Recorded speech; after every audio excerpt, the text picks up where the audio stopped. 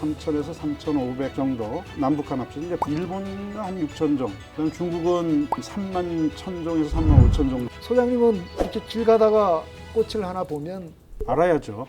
그래야 네. 밥 먹고 살죠. 그러면 예. 국장님도 선수신가요? 딱 보시면 어디가 좀 뭐가 좀 만들어지고 있겠구나라는. 한 3천여 개가 넘는다 예, 예. 그러는데 울릉도하고 독도는 아주 특별한 섬이에요. 한 번도 연륙된 적이 없어요. 아 육지하고 이렇게 예, 붙은 적이 역사적으로. 없어요. 그러면 울릉도는 한국의 갈라파고스. 갈라파고스다. 그러니까 울릉도 하면 명이나물만 생각해요. 아, 예. 이번은 기상과학을 통한 예측으로 불확실성을 가지고 있습니다. 그럼 다른 과학 분야는 어떨까요? 기상청 전직 30년 출입 기자가 기상학자와 기상청을 방문한 과학자를 만나 이야기를 나눠봅니다. 안녕하세요. 기상청 예보국장 정관영입니다. 동북아 생물다양성연구소에서 기상청을 찾아온 식물학자 현준호입니다. 식물학, 식물과학하면 약간 좀 막연하긴 한데요. 어떤 일을 하시나요? 식물을 대상으로 해서 연구를 하는데요. 그 중에 이제 제가 하는 분야는 가장 좀 기초적이라고 할 수 있는 학문이고요. 이제 식물을 구분하고 네. 이름 짓고 진화의 유연 관계를 밝히는 식물 분리학이라는 학문을 하고 있습니다. 네. 칼폰 린네가 생물 분류법을 만들었지 않습니까? 분류에 따르면 강이라고 네, 하죠. 네, 강. 중속 과목 강문계세. 맞습니다. 네. 무려 24강이나 됩니다. 그만큼 종류도 많고 복잡하다는 얘기인데. 예, 맞습니다. 강이라는 것은 이제 네. 생물 분류 체계에 있어서 상위 분류에 해당하는 계급들입니다. 강은 연구를 통해 가지고 계속해서 사실은 바뀝니다. 우리나라 식물이 몇 종이나 되나요?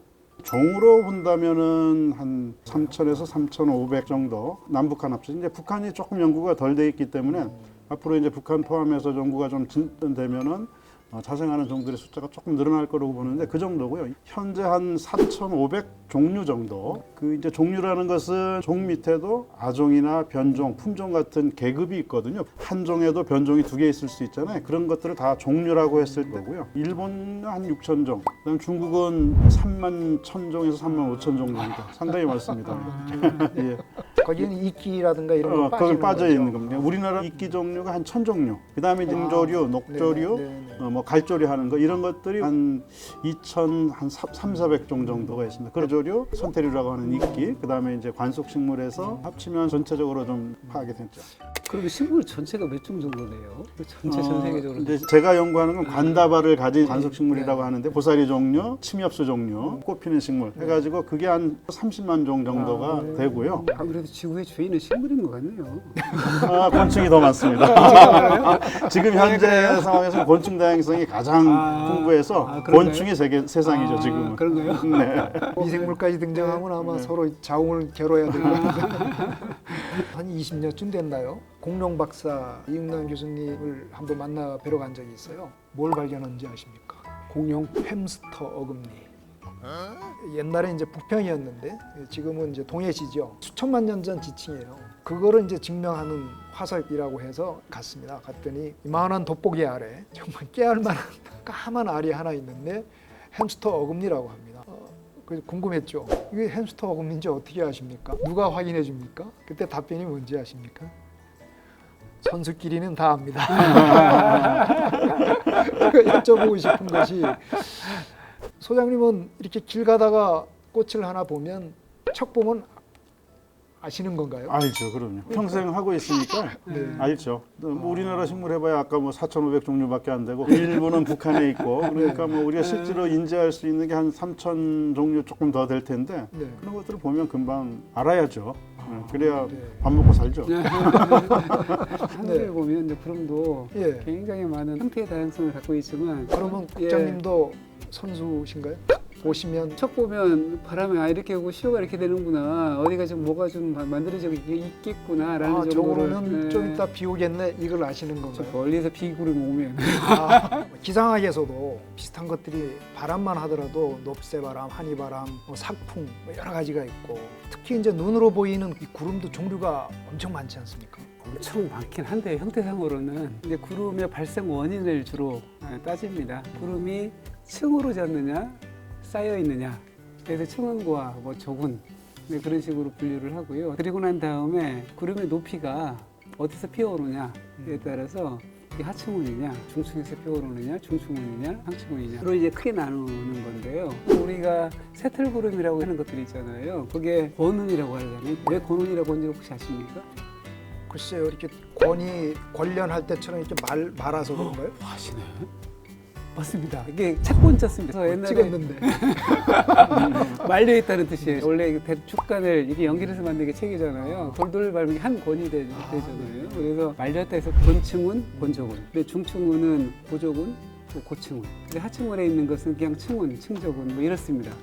보통 천둥번개가 치고 우박이 내리고 뭐 이런 구름들이 있잖아요. 북면으로부터 한 12km까지도 높이 솟아오 있는 저군의 형태를 이제 정난운이라고 합니다. 그래서 현 박사님이 꽃을 보면 알 수 있듯이 구름을 보고 기상 상태를 어느 정도 유추해낼 수는 있습니다. 근데 정확히 식물한테 기상이 왜 중요하고 기후는 얼마나 영향을 끼치는지. 다양한 생물 종들 기후의 영향을 받아서 자기가 살 수 있는 곳들을 한정하면서 적응해서 살아온 거거든요. 요새 이제 기온이 좀 따뜻해졌다고 해가지고 뭐 서울에다 막 동백나무를 심는다든가 살아요. 사는데 이게 10년, 20년, 30년, 100년까지 살면 이제 정말 사는 거죠. 그런데 남방계 식물이기 때문에 겨울에 낮은 온도가 이제 괴로운 상황이 되는데 네. 한 번이라도 한파가 오면 그 남쪽 계열의 식물들은 동백나무가 못 살 수 있는 거죠. 그런 과정을 오랫동안 거치면서 동백나무의 한계선은 해안을 따라서는 서청도까지 올라오지만 남해안밖에 못 오고 내륙으로 못 오는 것들이 만들어지는 거고요. 그래서 이 식물들이 분포하는 거하고 기후하고는 아주 밀접한 관계고 기상하고 식물 분류학 그 접점은 바로 거기서부터 출발한다고 볼 수 있습니다. 그렇죠. 캐펜의 기후분리라는 거 혹시 들어보셨잖아요. 열대우림 한대, 그 다음에 또 이제 온대 지역에서도 평균의 최한월이 굉장히 중요해요. 이 부분들이. 그래서 말씀하셨던 대로 일시적으로 한번 딱 추워서 딱 내려가면 그 기후 부분에서 빠지는 거죠. 식생의 분포가 거의 그대로 기상학의 기후 분포랑 같이 연결되어 있지 않을까 싶습니다. 기상학에서 물론 기후 변화도 이야기하지만 과거에 10만 년, 20만 년, 30만 년, 뭐 몇천 년 정도의 기후 기록은 다 식물에 있습니다. 나이테 같은 경우에는 수령이 뭐 몇천 년 되는 뭐 나무도 있다고 그러더라고요. 그렇습니다. 예, 그러면 1000년 이상의 기온을 알 수가 있잖아요. 그죠? 네. 또 어떤 꽃가루가 있느냐에 따라서 이 지역은 아마 어떤 기후에 있었을 거다라고 추정도 하기도 하고요. 그래서 아무튼 식물에서의 그 분포나 이런 것들이 기후 변화를 추정하는데 굉장히 중요한 그런 그 일종의 우리가 플락시 데이터라고 이야기하잖아요. 정말 중요한 역할을 하는 식물인데 비유를 식물인간 이런 식으로 식물 입장에서는 굉장히 억울한 비유일 수도 있겠다는 생각이 좀 듭니다. 현 소장님은 네이버에서 지식인으로도 활동을 하시나요? 제가 사진도 네네. 많이 네. 찍고 환경부의 웹사이트에 구축이 네. 되어 있습니다. 같이 이제 사용하는 것 같은데요. 그러니까 사진에 보면 메이드 바이 뭐 야외 다니다 보면 사진도 찍게 되고 울릉도 식물에 특히 관심도 많았었는데 1년 동안 이렇게 있으면서 동영상을 찍어서 공영방송에서 다큐멘터리로 나오게 됐었어요. 울릉도 식물 얘기. 나리분지 그렇죠. 나리분지 쪽에도 굉장히 울릉도 식물이 굉장히 좋습니다. 예. 울릉도 얘기 좀 할까요? 예, 울릉도하고 독도가 예. 우리나라의 섬이 이제 남해안이나 서해안에 가면 한 3,000여 개가 넘는다 예, 예. 그러는데 울릉도하고 독도는 아주 특별한 섬이에요. 생성이 자산 활동이 이제 바다에서 생겼는데 한 번도 연륙된 적이 없어요. 육지하고 이렇게 붙은 적이 역사적으로. 없어요. 그래서 이 대양섬, 오셔닉 아일랜드라고 하는데 대양섬들은 세계적으로 또 식물 진화 연구에 아주 중요한 사이트예요. 뭐 갈라파고스가 우리 사실은 진화를 했다는데 거기도 대양섬입니다. 한 번도 남아메리카 대륙이나 오세아니아 대륙하고 붙어본 적이 없는 섬이에요. 그러면 울릉도는 한국의 갈라파고스다. 근데 갈라파고스보다 연구 조건은 더 좋습니다. 식물이 이제 어떤 경로를 통해서 무인도에다가 정착을 하고 나서 독특한 환경에서 이제 진화를 하는데 연대가 오래되면 진화가 복잡하게 일어나서 현대과학으로 받기가 좀 어려운데 그렇군요. 울릉도는 진화 기간이 짧기 때문에 연구하기에 적합한 겁니다. 그래서 식물 진화학 하시는 분들이 관심을 굉장히 많이 가지고 연구하고 있습니다. 과거에 일본이나 한반도의 식물들하고 유사하게 봤지만 실제로 연구를 해보면 종분화의 초기 단계에 있는 것들, 뭐 DNA도 달라지고. 울릉도는 명이나물만 생각해요. 그 명이나물도요. 예. 과거에는 남한의 북한의 고산에 나는 거하고 같은 종이다 그랬었고 또 달라 이거 일본의 만주에 나오는 거하고 같은 거다 봤었는데 최근 울릉도에서 새로운 종으로 분화한 종이다 하는 연구 결과가 좀 나오고 있습니다. 아, 네. 예. 오히려 제주도는 연육이 됐어요. 연육이 된 적이 됐었죠. 있었고. 그러니까 이제 제주도는 백두산이나 이런 데 있는 소위 고산 식물이 빙하기 때 네. 남한에 굉장히 많이 내려왔었잖아요. 네. 그때 살아남은 빙하기 잔존 식물들이 한라산이나 이런 데는 지금도 있는 거죠. 한라산의 돌매화 나무인가요? 아, 예, 맞습니다. 그런 것들이 빙하기 식물입니다. 맞습니다. 빙하기 때 북반계 식물들이 우리나라 전체를 덮었었잖아요. 그러고 나서 따뜻해지면서 기온이 올라가면서 이제 차츰 사라져서 피난처를 찾았죠. 한라산도 높고 네. 화구 벽이 있잖아요. 그런 조건이 식물이 볼 때는 극한 환경하고 비슷하게 여겨졌기 때문에 거기 살아남은 거고 네. 말씀하신 돌매나무, 안매라고도 하는데 완전 극지 식물이에요. 북한에 뭐 2,000m 넘는 산들이 굉장히 많잖아요. 거기도 백두산에도 없고 하는데 한라산에 이제 살아남은 거죠. 그래서 그 빙하기 잔존 식물들이 남아 있고요. 또 하나는 제가 한 20년 가까이 열심히 들여다보는 지역이 지역이에요. 그 한라산 꼭대기 피난처로 삼은 북반계 식물들이 자라고 있는 거예요. 아, 그러니까 낮은데도요.